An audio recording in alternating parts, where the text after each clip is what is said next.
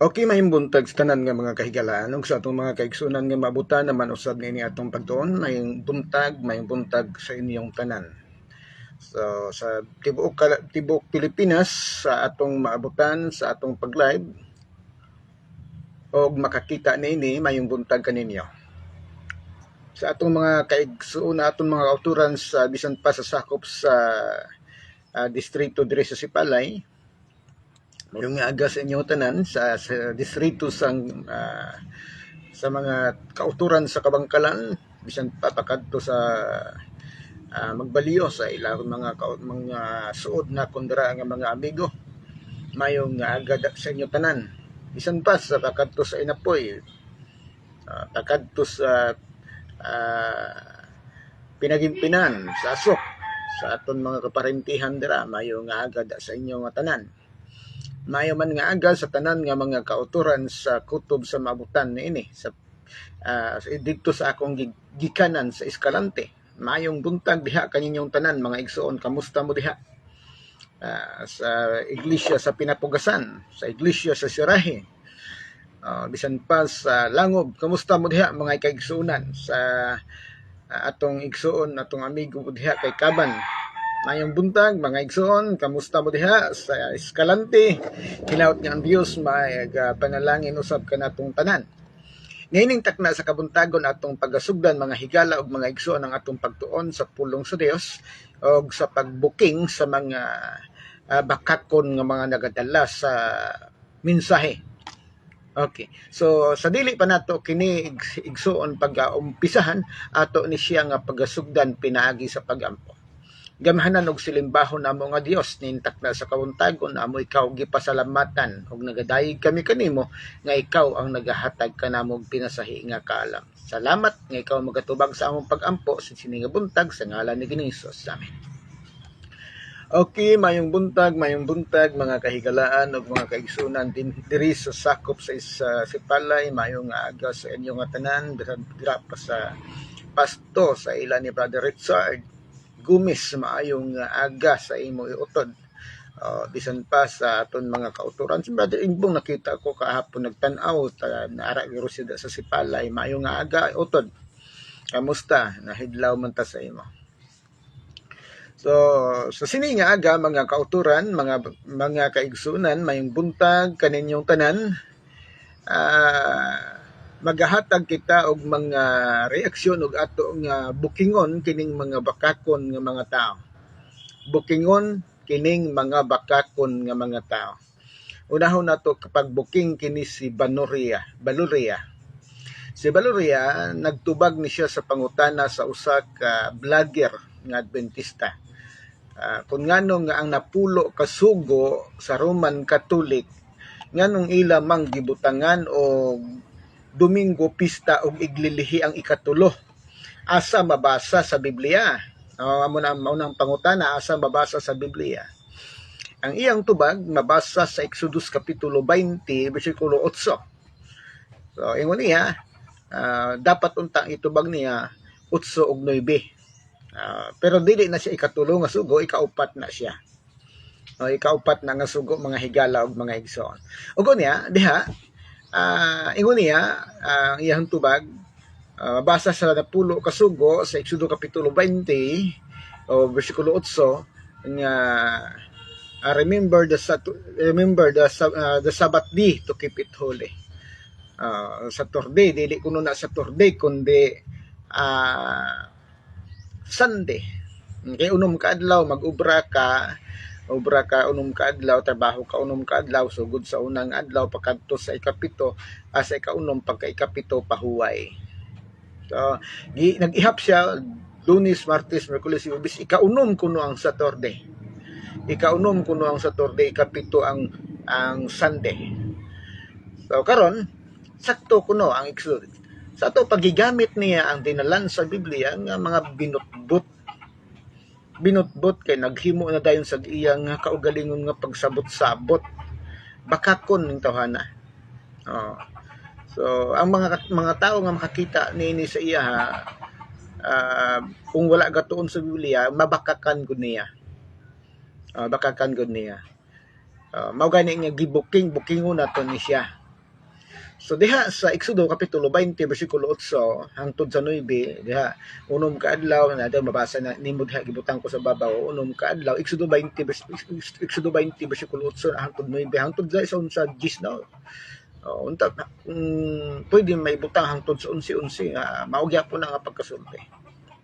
Diha sa bersikulo 8 ingon niya diha, remember to keep holy the Sabbath day. Remember to keep holy the Sabbath day. Sa English na siya, sa Spanish, del día Sabado para santificarlo. Day día Sabado para santificarlo. Klaro kayong dili di ay Domingo ang Sabbath day. Sakat sila Sabado. Binotbot lagi ng ginahimo nimo dong Banuria. Buton kayo ka. So mao na nga dili nang nagsige lang magpataka og yaw-yaw nga ihap-ihap kag imong kaugalingon. Tanawa sa mga Biblia, tanawa ang Biblia. Hindi ayaw binugo.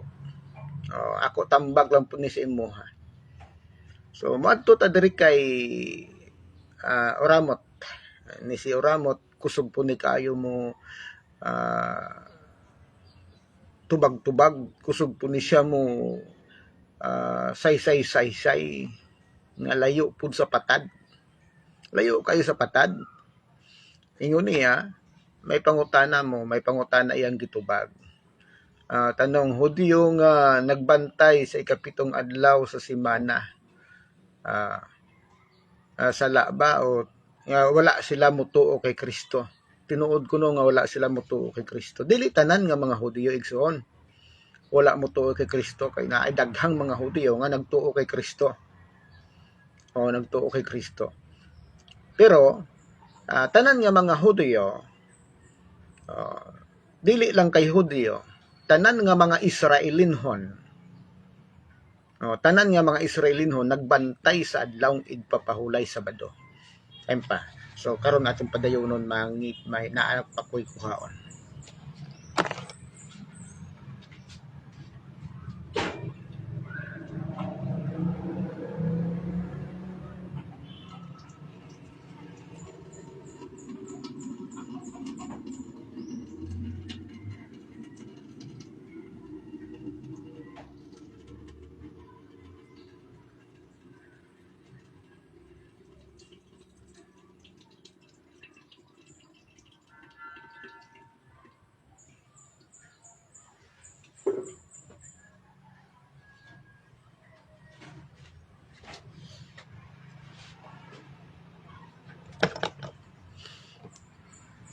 Okay, ang iyang binagkak nga gibuhat nga gisulti nga pagkatapos kuno nga si Kristo nabanhaw, wala nagyoy Hudyo o wala nagyoy mga apostoles o mga sumulunod ni Kristo nga nagbantay sa adlawng Sabado. Domingo na kuno. Asa man ka na makakita oy? Oramot. Kay ila laman ang banta-banta. Nga banta-banta laman sa mga tao nga nagbantay og Domingo.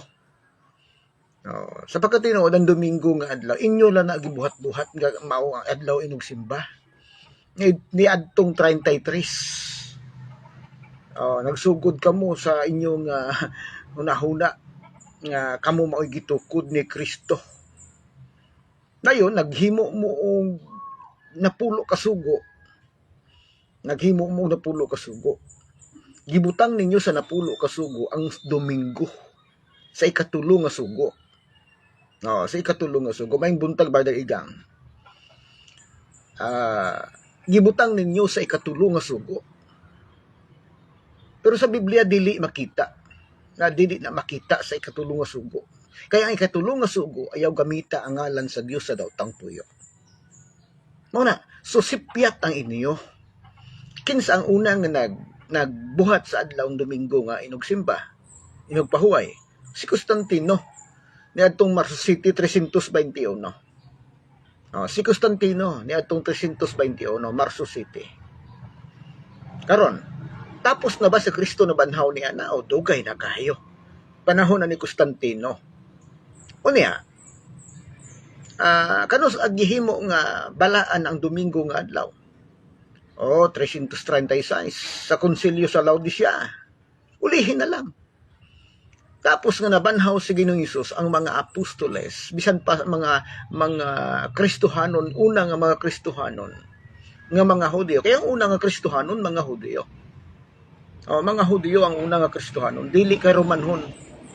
Wala pay Romanhon nga Kristohanon atong panahon lang ni Constantino nahimo nga Kristo nga nagdawat og Kristyanismo ang Roma. Panahon lang ni Constantino. Mao na nga kanang mga kasaysayan nga inyo gigamit-gamit, uran mo. Bias na. Kaya ang nagsulat ana, ang naghimo ana, bishop. Katoliko man mismo ang naghimo ni ana nga kasaysayan. Unta ang kasaysayan nga insakto kanang dili ikaw mismo ang magpamatuod, maghimo sa imong kasaysayan ug magpamatuod. Murag pareho lamang ka nga naghakwat sa imong kagaling lingkuranan. Dili na insakto.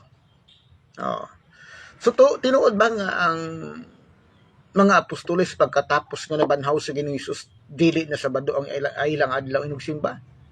Tinuod ba ka ha? Naunsa. Basaha ko na sa Binuhatan. Kapitulo 13. Binuhatan Kapitulo 13. Dugay na nga nabanhaw si Ginoong Hesus ana. Dugay na nga namatay si Ginoong Hesus ana. Binuhatan na siya. Mga apostoles na. Kinsa diha nga mga apostoles? Nabutang diha si Pablo na agido. Nabutang gyud ang ngalan Pablo sa 43. Sa 42. Sa 42. Samtang gawali si Ginoong si Pablo. Ay gi-invite, ginagda si Pablo nga magsulti, magwali didto sa adlaw nga Sabat. Anong adlaw?